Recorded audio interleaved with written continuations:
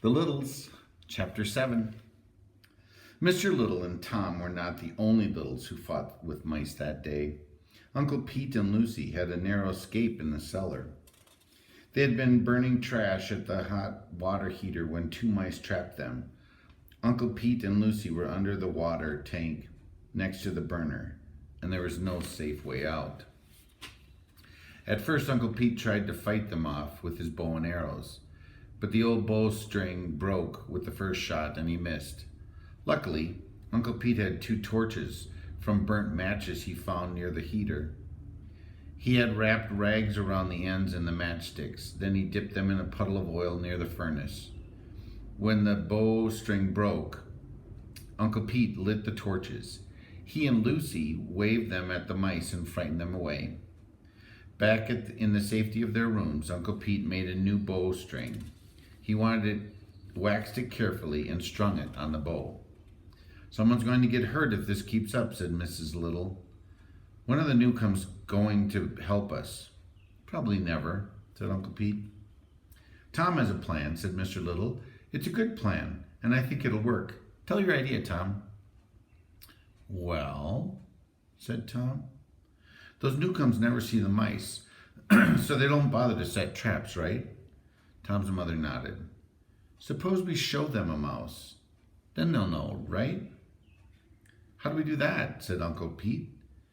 "We don't have any mice. Your mouse got away and my bowstring broke." "We don't want them to see a dead mouse anyway," said Mr. Little. "Then what on earth is the boy talking about?" said Uncle Pete. "Get to the point." "Suppose I dressed up like a mouse," said Tom. "I could run across the kitchen floor right in front of Mrs. Newcomb." "Good heaven," said Uncle Pete. "Is the woman an idiot? She couldn't tell a fake mouse from a real one." "If the fake mouse went fast enough," said Mrs. Little, "she might think it was real." "There's only one thing wrong with Tom's plan," said Mr. Little. "I'll do the mouse running. As head of the family, it's my job."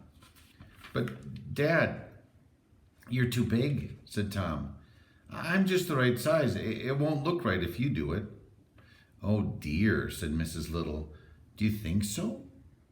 "The boy's right," said Uncle Pete. "If we're going to use this plan, let's do it right. He's the perfect size for the job." It was decided Tom would play the part of the mouse. Mr. Little would go with him to tell him when and where to run. Granny Little set to work making the costume. By the next afternoon, they were ready. Tom was dressed in the costume. He looked quite a bit like a real mouse, even from close up. Granny Little had done her work well. She had sewed on ears and whiskers. Tom used his own tail, of course. His mother oiled and brushed down the hair so it had the shape of a mouse's tail. So there he is, dressed as a mouse. "Tom, you look a fright," said Mr. Little. Uncle Pete came into the room. "Mrs. Newcomb's in the kitchen now," he said. "It's time for you two to get moving."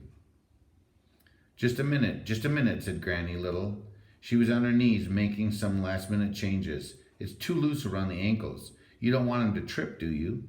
Lucy stood behind her mother, sneaking looks at Tom. "Mother, doesn't he look just awful?" she said. "I want to see myself in the mirror," said Tom. Hold still," said Granny Little. She worked for a moment longer. There, she stood up and looked at her work. "Granny, it's wonderful," said Mrs. Little. "It's awful," said Lucy. The family followed Tom as he squeaked and galloped on all fours over to the mirror. "Tom," said Mr. Little, "this is not a joke. I want you to remember that." "I'm just practicing," said Tom. "The boy's a high-spirited, that's all," said Uncle Pete. "I was that way myself when I was his age." Mr. Little had to pull his son away from the mirror. "Come, Tom," he said. "We're wasting time. Mrs. Newcomb may not be in the kitchen for long." All the Littles went with Mr. Little and Tom down the passageway as far as the tin can elevator. Mrs. Little tried to kiss Tom, but the mouse costume covered his head. Instead, she pulled his tail gently. "Be careful, Tom. Do just as your father tells you," she said. "He'll be all right," said Mr. Little. "He knows what to do. We've gone over it and over it." "What's all the fuss?" said Uncle Pete. They'll be back shortly. Mr. Little and Tom climbed into the tin can they had rigged up as a tin can elevator from the old soup can and bits of string tied together. The elevator dropped slowly out of sight. It's the first time any of the big people have ever seen any of us, said Mrs. Little, and the only real part of Tom they'll see is his tail. Down in the kitchen, Mr. Little hid behind a wastebasket. He got ready to give Tom the signal to go. There's the elevator that they made, the can and the strings. The tiny man held up his hand, waiting for the right moment.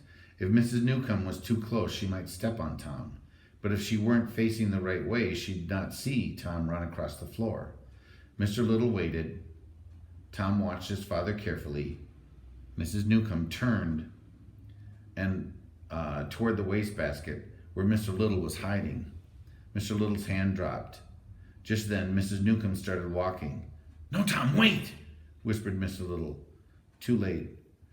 Tom Little was skittering across the kitchen floor just in time to run between Mrs. Newcomb's feet. Mr. Little closed his eyes. "Eee!" shouted Mrs. Newcomb. "A mouse!" Mr. Little opened his eyes. Tom was safe under the radiator on the other side of the room. "Charlie!" shouted Mrs. Newcomb. "There's a mouse in the kitchen!" Mr. Newcomb came running. This house has mice, Mrs. Newcomb. One of them almost jumped on me." "Take it easy, Liz," said Mr. Newcomb. He got down on his knees and looked around. "Charlie, you must get rid of the mice," said Mrs. Newcomb. "I won't live in the house with mice." "We'll get rid of them," said Mr. Newcomb. "The Bigs must have mouse traps around someplace. Just don't get so excited, Liz. It's only a little mouse." "Don't get excited, you say," said Mrs. Newcomb. "You should have seen it. It ran straight at me. It might have bitten me. It came so close." "You think a mouse would bite you?" said Mr. Newcomb. "You can't tell," said Mrs. Newcomb.